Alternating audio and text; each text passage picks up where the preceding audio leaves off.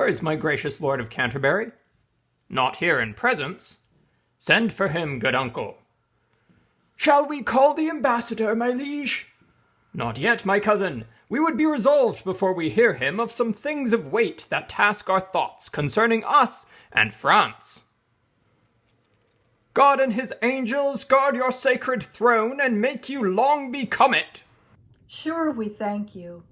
My learned lord, we pray you to proceed and justly and religiously unfold why the law saileth that they have in France or should not bar us in our claim. And God forbid, my dear and faithful lord, that you should fashion rest or bow your reading, or nicely charge your understanding soul with opening titles miscreate, whose right suits not in native colours with the truth. For God doth know how many now in health shall drop their blood in approbation of what your reverence shall incite us to. Therefore take heed how you impawn our person, how you awake our sleeping sword of war. We charge you in the name of God, take heed, for never to such kingdoms did contend without much fall of blood, whose guiltless drops are every one a woe, a sore complaint against him whose wrongs gives edge unto the swords that make such waste in brief mortality. Under this conjuration, speak, my lord, for we will hear, note, and believe in heart that what you speak is in your conscience washed as pure as sin with baptism. Then hear me, gracious sovereign, and you peers that owe yourselves, your lives, and services to this imperial throne. There is no bar to make against your highness's claim to France, but this, which they produce from Pharamond. In terram salicum mulieris ne succedant. No woman shall succeed in Salique land, which Salique land the French unjustly glows to be the realm of France, and Pharamond the founder of this law and female bar. Yes. Yet their own authors faithfully affirm that the land Salique is in Germany, between the floods of Salah and of Elbe. Where Charles the Great, having subdued the Saxons, there left behind and settled certain French, who holding in disdain the German women for some dishonest manner of their life, established then this law, to wit, no female should be inheritrix in Salic land, which Salic, as I said, twixt Elbe and Salah,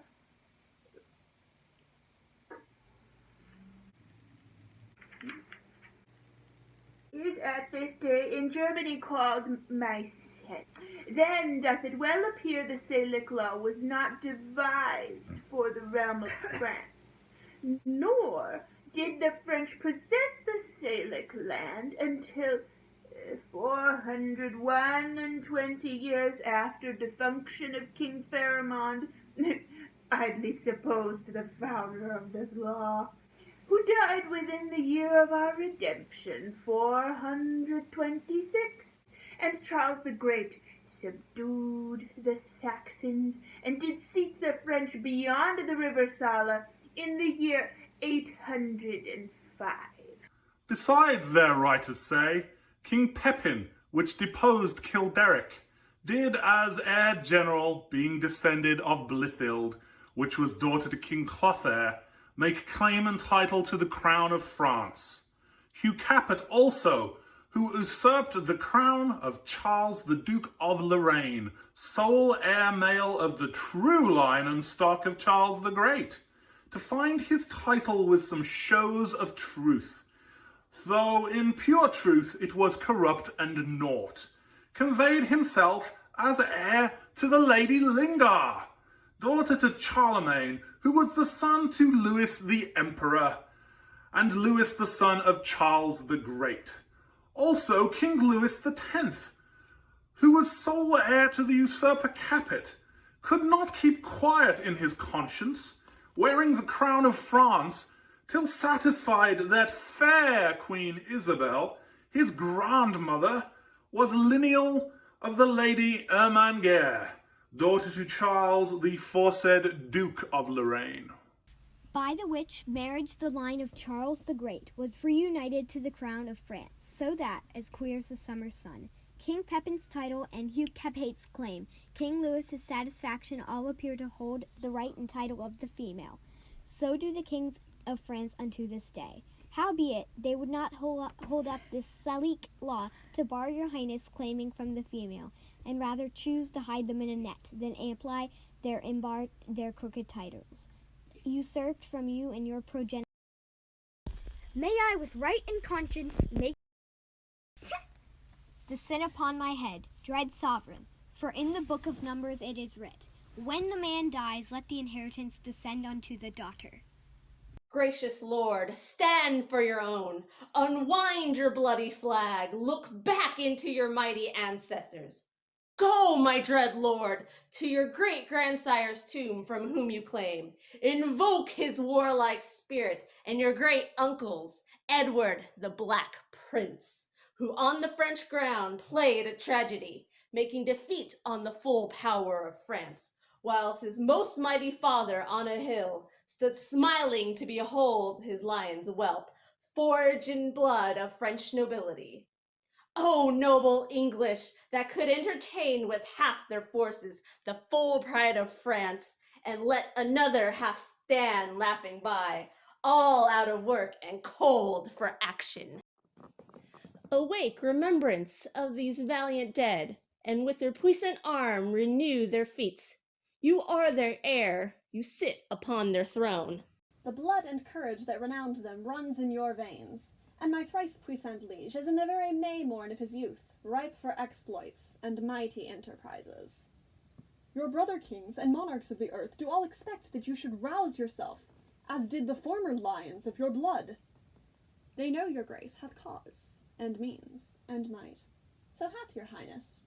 Never king of England had nobles richer and more loyal subjects, whose hearts have left their bodies here in England and lie pavilioned in the fields of France.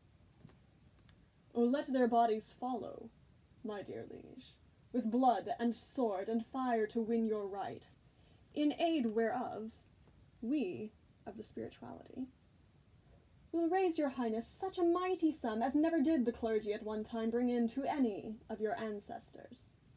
We must not only arm to invade the French, but lay down our proportions to defend against the Scot, who will make road upon us with all advantages. Day of those marches, gracious sovereign, shall be a wall sufficient to defend our inland from the pilfering borderers. We do not mean the coursing snatchers only, but fear the main intendment of the Scot, who hath been still a giddy neighbour to us. For you shall read that my great-grandfather never went with his forces into France, but that the Scot on his unfurnished kingdom came pouring, like the tide into a breach, with ample and brim fullness of his force, galling the gleaned land with hot assays, girding with grievous siege castles and towns, that England, being empty of defence, hath shook and trembled at the ill neighbourhood. He hath been, then, more feared than harmed, my liege, for hear her but exampled by herself.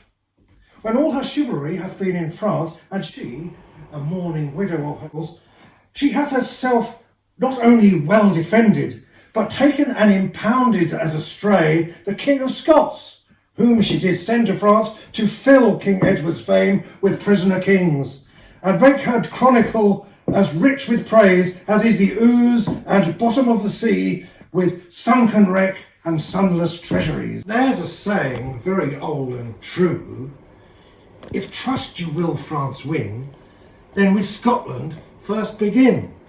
For once the eagle England, being in prey, to her unguarded nest the weasel Scot comes sneaking, and so sucks her princely eggs, playing the mouse in absence of the cat, to tear and havoc more than she can eat. It follows then the cat must stay at home, yet that is but a crushed necessity. Since we have locks to safeguard necessaries, and pretty taps to catch the petty thieves, while that the armed hand doth fight abroad, the advised head defends itself at home. For government, though high and low and lower put into parts, doth keep in one consent, congreeing in a full and natural close, like music. Therefore doth heaven divide the state of man in divers functions, setting endeavour in continual motion, to which is fixed as an aim or butt, obedience. For so work the honeybees, creatures that by a rule in nature teach the act of order to a peopled kingdom.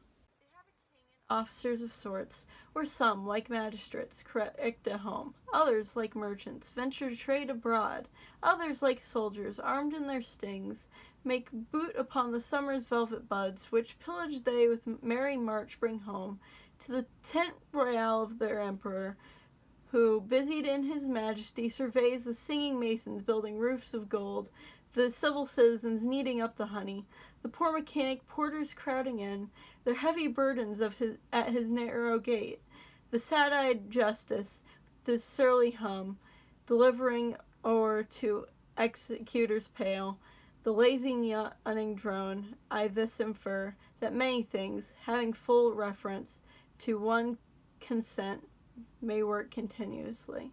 As many arrows, lucid several ways, come to one mark. As many ways meet in one town. As many fresh streams meet in one salt sea. As many lines close in the dial center. So may 1,000 actions, once afoot, end in one purpose, and be all well borne without defeat. Therefore, to France, my liege, divide your happy England into 4, whereof take you 1 quarter into France, and you withal shall make all Gallia shake. If we, with thrice such powers left at home, cannot defend our own doors from the dog, let us be worried and our nation lose the name of hardiness and policy.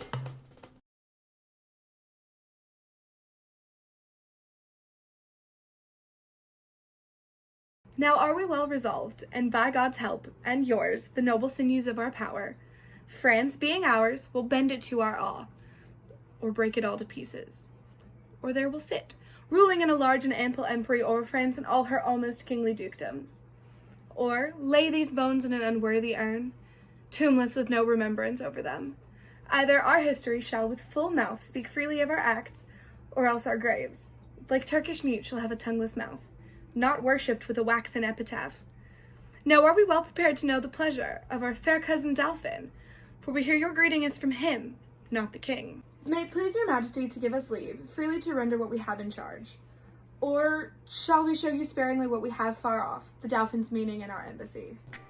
We are no tyrant, but a Christian king, under whose grace our passion is his subject, as are our wretches fettered in our prisons. Therefore, with a frank and uncurbed plainness, tell us the Dauphin's mind. Thus then in few, your highness, lately sending into France, did claim certain dukedoms in the name of your predecessor King Edward III. In answer to your claim, the prince our master says that you savor your youth too much, and bid you be advised that there is naught in France that can be with a nimble galliot one. You cannot revel into the dukedoms then. He therefore sends you meter for your spirit, this ton of treasure, and in lieu of this, desires that the dukedoms that you claim hear no more of you. This the Dauphin speaks. What treasure, uncle? Tennis balls, my liege. We are glad the Dauphin is so pleasant with us. His present and your pains we thank you for. When we have marched our rackets to these balls, we will, in France, by God's grace, play a set shall strike his father's crown into the hazard. Tell him he hath made a match with such a wrangler that all the courts of France will be disturbed with chases. And we understand him well, how he comes o'er us with our wilder days, not measuring what use we made of them. We never valued this poor seat of England, and therefore living hence to give ourself to barbarous license, as 'tis ever common that men are merriest when they are from home. But tell the Dauphin I will keep my state, be like a king and show my sail of greatness, when I do rouse me in my throne of France. For that I have laid by my majesty and plotted like a man for working days. But I will rise there with so full of glory that I will dazzle all the eyes of France.